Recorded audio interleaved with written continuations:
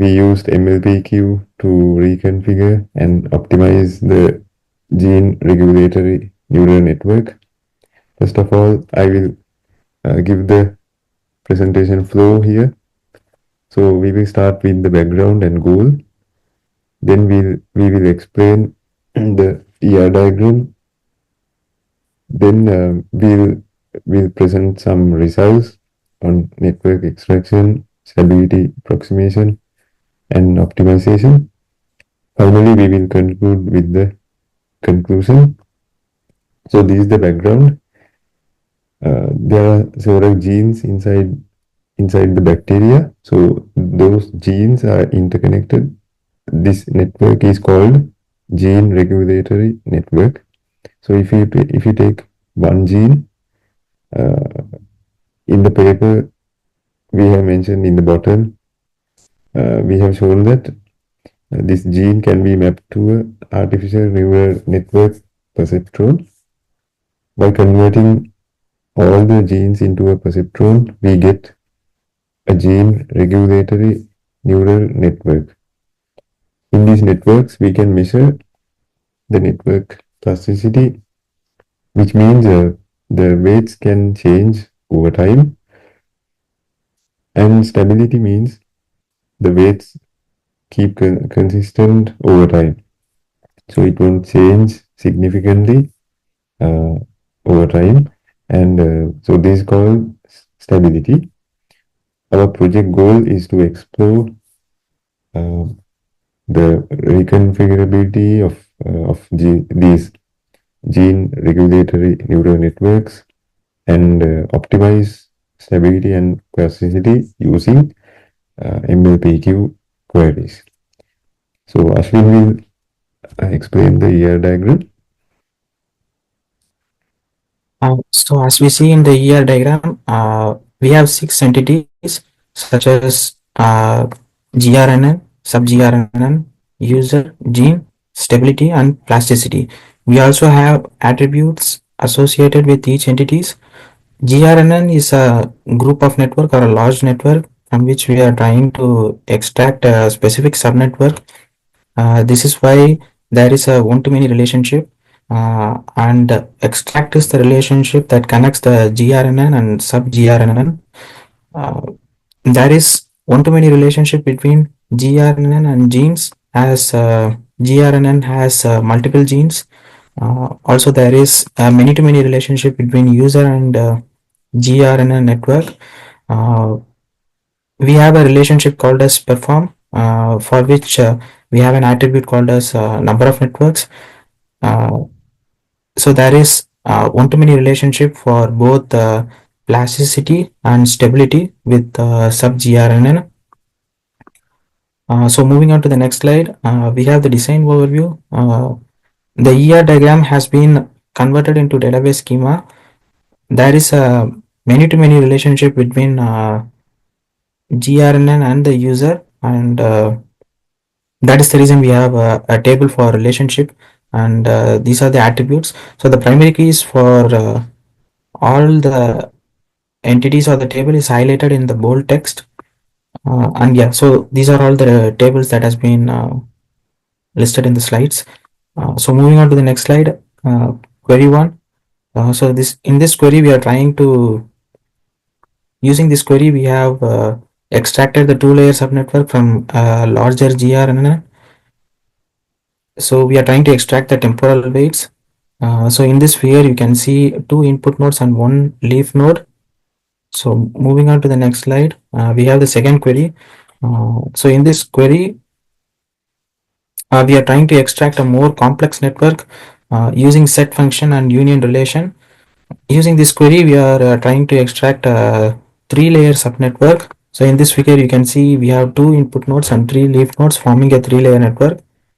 Moving on to the next slide, we have the third query. The third query is used to find the weight changes over time for a given node. We have selected a specific node and extracted its temporal weights. So we are using Python script to present the data in the graph that shows the weight changes that is happening over a period of time. So in the next slide, Shreyash will be continuing explaining the stability and plasticity of the subnetworks. This is our animated video to showcase the relation between stability and plasticity of the subnetworks. So along with that, we have a combined effect of stability and plasticity, which we have used to plot the graph. So before moving on to the animated video, I would like to explain some of the constants that we have considered before plotting the network. So here we have actually considered three networks, namely network 1, 2, and 3.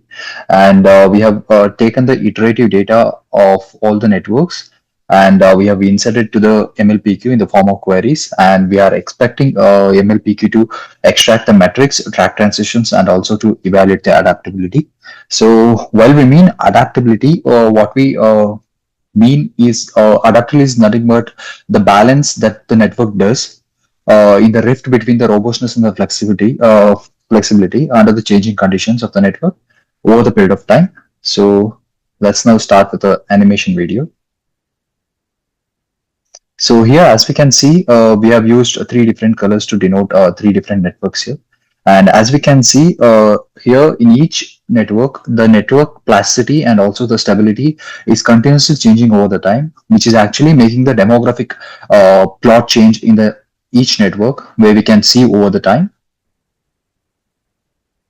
Let's move on to the next slide. So here, this is the query we have used to estimate the stability at a particular instance of time.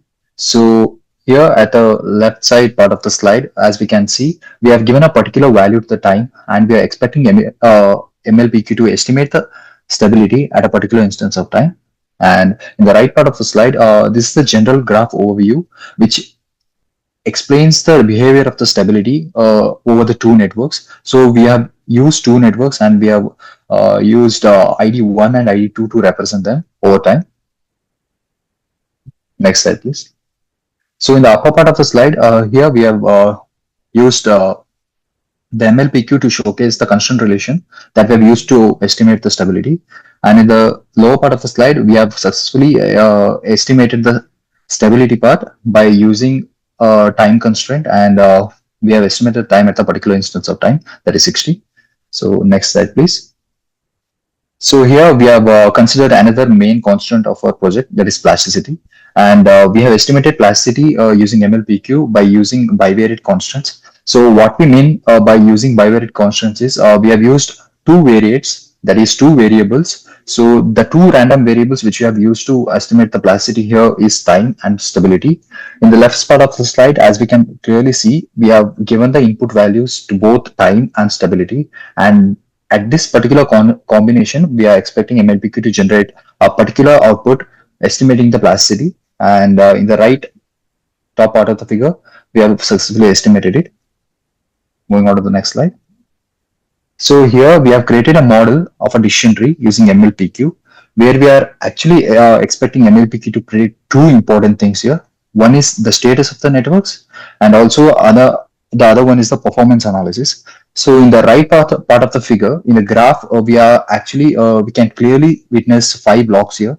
So each block actually represents five different networks. So namely, the three main networks or the blocks are like low plasticity region, high plasticity region, and also mid plasticity region. And we are expecting MLPQ to predict three important states, that is stable, unstable, and highly stable. So coming on to the left side of the figure, in the MLPQ section, we can clearly see we have given an input value to both stability and plasticity, and the plasticity value is actually zero here. So considering that, we want MLPQ to predict the status of the region and also the performance analysis.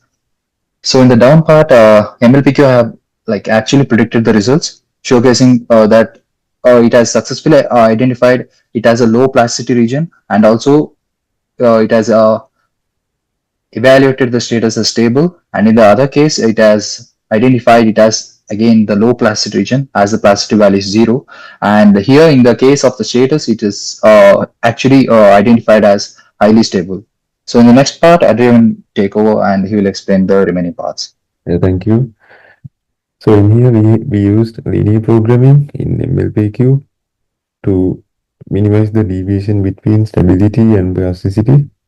So we use this constraint regression to find the optimized stability and plasticity value that reduces the trade-off between those two variables. So this is the cost function value we got for two networks, 0.4 and 0.